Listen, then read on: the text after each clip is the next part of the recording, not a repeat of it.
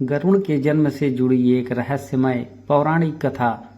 भगवान विष्णु के अवतार माने जाने वाले महान संत वेद व्यास ने इन पुराणों को रचने में अपनी महत्वपूर्ण भूमिका निभाई थी। वेद व्यास ने 18 पुराणों की रचना की थी, जिनके समग्र स्वरूप को अष्टदास महापुराण कहा जाता है, जिसे मानव सभ्यता के लिए एक वरदान के तौर पर देखा जाता है। इन्हीं पुराणों में से एक है गरुड़ पुराण, जिसका पाठ मृत्यु के पश्चात किया जाता है। हिंदू शास्त्रों के अनुसार ऐसा कहा जाता है, गरुड़ पुराण के द्वारा ही आत्मा को इस संसार से मुक्ति मिलती है और वह निर्धारित समय की ओर प्रस्थान करती है। गरुड़ पुराण से तो हम ज्यादातर लोग अवगत हैं, लेकिन बहुत से लोग यह नहीं जानते कि आखिर कैसे हुआ था गरुड़ का जन्म। गरुड़ के जन्म की यह कहानी कश्यप ऋषि, जिन्हें देवों, असुरों, नागाओं और पक्षियों का पिता माना जाता है, की 2 पत्नियां बिंता और कद्रु के साथ शुरू होती है। एक बार ऋषि कश्यप ने अपनी पत्नी कद्रु से कहा कि वह संतानोत्पत्ति के लिए एक यज्ञ प्रारंभ करने जा रहे हैं, ताकि उन्हें और अधिक पुत्रों की प्राप्ति हो सके। कश्यप ऋषि ने पहले कद्रु से पूछा कि उन्हें और कितने पुत्र चाहिए। मन ही मन कद्रु बहुत प्रसन्न हुई, क्योंकि बिंता से पहले उसके पति ने उनकी इच्छा पूछी थी। इस सवाल के जवाब में कद्रु ने कहा कि उन्हें बहुत सारे पुत्र चाहिए, ताकि वह उनकी आज्ञा का पालन करने के साथ साथ उनकी हर इच्छा भी पूरी कर सके। इतना ही नहीं, वह बिंता से अधिक ताकतवर कहलाना चाहती थी, इसीलिए उन्होंने और अधिक पुत्रों की कामना की। जब यही सवाल ऋषि कश्यप ने अपनी दूसरी पत्नी बिंता से किया, तब बिंता ने जवाब दिया कि वह मात्र 2 पुत्रों की कामना करती है, जो कद्रु के सभी पुत्रों की अपेक्षा ज्यादा ताकतवर हो। कश्यप ऋषि ने उन दोनों की इच्छा को स्वीकार कर लिया। कश्यप ऋषि ने यज्ञ प्रारंभ करने के लिए प्रस्थान किया। यज्ञ के लिए उन्हें एक विशिष्ट पेड़ की लकड़ियां चाहिए थी, इसीलिए उन्होंने अपने और अदिति के पुत्र इंद्रदेव का आह्वान किया। पिता के बुलाने पर इंद्रदेव प्रकट हुए और उनसे बुलाने का कारण पूछा। कश्यप ऋषि ने अपने पुत्र इंद्रदेव से कहा कि वह एक यज्ञ शुरू करने जा रहे हैं, जिसके लिए उन्हें बहुत सी लकड़ियां चाहिए। कश्यप ऋषि ने 4 बौने ऋषियों की तरफ इशारा करते हुए कहा कि इनके साथ जाओ और पेड़ों की लकड़ियां काट कर ले आओ। बौने ऋषि को देखकर इंद्रदेव को हंसी आने लगी, लेकिन अपने पिता के क्रोध को जानते हुए उन्होंने ऐसा नहीं किया। इंद्रदेव बहुत ताकतवर थे, वह फटाफट पेड़ों की लकड़ियां काटने लगे, लेकिन इन बौने ऋषियों को समय लग रहा था। इंद्र ने खुद को बहुत नियंत्रित किया, लेकिन वह अपनी हंसी को रोक नहीं सके और ऋषियों की मदद करने के स्थान पर वह जोर जोर से उन पर हंसने लगे। वे ऋषि बहुत क्रोधित हुए और सोचने लगे कि इस इंद्र देवता को कहलाने का कोई अधिकार नहीं है, इसीलिए केवल ईश्वर ही इस बात का निर्णय कर सकते हैं कि ये देव रहेगा या नहीं। किसी तरह सभी लकड़ियां एकत्रित हुई और तैयारियां पूरी होने के बाद कश्यप ऋषि ने यज्ञ प्रारंभ किया।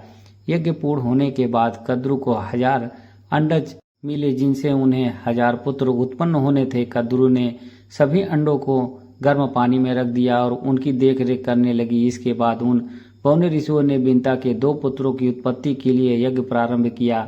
इस यज्ञ के द्वारा उन्होंने एक ऐसे पुत्र का वाहन किया कि जो इंद्रदेव से कहीं ज्यादा ताकतवर होता है और साथ ही उसके भीतर अपने स्वरूप को बदलने के साथ साथ भारी से भारी सामान उठाने की भी ताकत होती। इंद्र को यह भनक लगी कि इस यज्ञ के द्वारा एक नए और ताकतवर इंद्र का जन्म होने वाला है। तब उन्हें अपनी गलती का पछतावा हुआ। इंद्र को समझ आ गया कि नया इंद्र उन्हें हराने और देवराज बनने की काबिलियत रखता है। इसी चिंता के समाधान के लिए वह अपने पिता ऋषि कश्यप के पास गए। इंद्र ने अपने पिता से इस यज्ञ को रोकने का आग्रह किया, जिस पर कश्यप ऋषि आश्चर्यचकित हो उठे। कश्यप ऋषि ने अपने पुत्र इंद्रदेव से पूछा कि क्या उसने कोई गलती हुई है जिसकी वजह से वो ऐसा करने के लिए कह रहे हैं। जब इंद्रदेव ने पूरी घटना सुनाई, तब ऋषि कश्यप बहुत क्रोधित हुए। अपने पुत्र के सम्मान को बचाए रखने के लिए कश्यप ऋषि बौने ऋषियों के पास गए और उन्होंने कहा कि उनके पुत्र से एक भूल हो गई है, जिसके लिए वे माफी के हकदार हैं।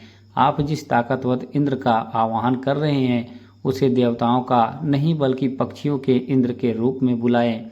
ऋषि कश्यप के आग्रह को मानकर बौने ऋषि ने पक्षी के ताकतवर इंद्र का आवाहन कर यज्ञ से उत्पन्न हुए 2 अंडे कश्यप ऋषि को सौंप दिए। अपनी पत्नी बिंता को अंडे सौंपते हुए ऋषि कश्यप ने कहा कि इनका बहुत ध्यान रखना और कुछ भी हो जाए अपना धीरज मत खोना। इतना कहकर ऋषि कश्यप हिमालय पर तप करने के लिए प्रस्थान कर गए। समय बीतता गया और कद्रू के 1000 अंडों में से 1000 सांप निकले जो बहुत ताकतवर थे। कद्रू जिन्हें देखकर बहुत प्रसन्न होती और उनके साथ खेलती, लेकिन समय पूरा होने के बाद भी बिंता के अंडों में से कुछ नहीं निकला। कद्रू बिंता को ताना मारने का एक भी मौका नहीं छोड़ती थी और बिंता को कद्रू का खुशहाल जीवन देखकर ईर्ष्या होने लगी। इसी जलन में आकर उन्होंने अपना एक अंडा तोड़ दिया, यह देखने के लिए कि उसमें कुछ है भी या नहीं। अंडे के भीतर उसमें अपना पुत्र दिखाई दिया, जिसके शरीर का ऊपरी हिस्सा तो था लेकिन बाकी का हिस्सा मात्र मांस का लोथड़ा था। बिंता और कश्यप ऋषि के इस पुत्र का नाम अरुण था। अरुण ने अपनी माँ से कहा कि पिता ने कहने के बाद भी आपने धैर्य खो दिया और मेरे शरीर का विस्तार नहीं होने दिया, इसीलिए मैं आपको श्राप देता हूँ कि आपको अपना जीवन एक सेवक के तौर पर बिताना होगा। अगर दूसरे अंडे में से निकला उनका पुत्र उन्हें इस श्राप से मुक्त ना करवा सका तो वह आजीवन दासी बनकर रहेंगी। इतना कहकर अरुण आसमान की ओर प्रस्थान कर सूर्यदेव के रथ का सारथी बन गया। कहते हैं सूर्यदेव के निकलने के समय जो बैगनी रंग की रोशनी आती है वह अरुण की होती है। भय से बिंता ने दूसरा अंडा नहीं फोड़ा और पुत्र के श्राप को देने के कारण शर्त हार गई और अपनी छोटी बहन की दासी बनकर रहने लगी। बहुत लंबे काल के बाद दूसरा अंडा फूटा और जिसमें से एक विशालकाय गरुड़ निकला और जिसका मुख पक्षी की तरह और बाकी शरीर इंसानों की तरह था। हालांकि इनकी पसलियों से जुड़ी उनके विशालकाय पक्षी भी थे। इस तरह हुआ गरुड़ का जन्म। कथा पसंद आई हो तो वीडियो को एक लाइक